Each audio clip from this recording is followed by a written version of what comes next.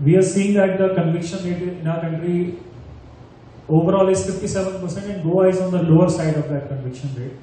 And obviously it has to do with a lot of things, not just police, forensics, forensic institutes, forensic science laboratories, and also courts. So, but the primary record builders are us.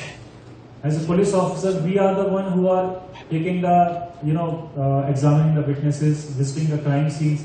So you have to be really professional in that, and we have to improve our conviction rate.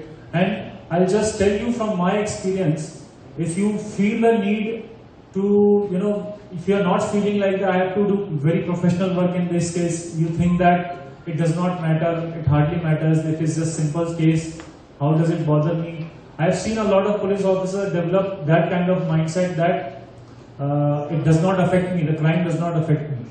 But you have to think in terms of the victim.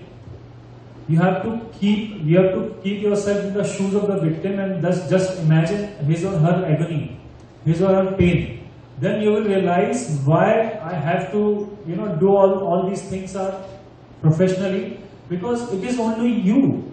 If you will not, then who will?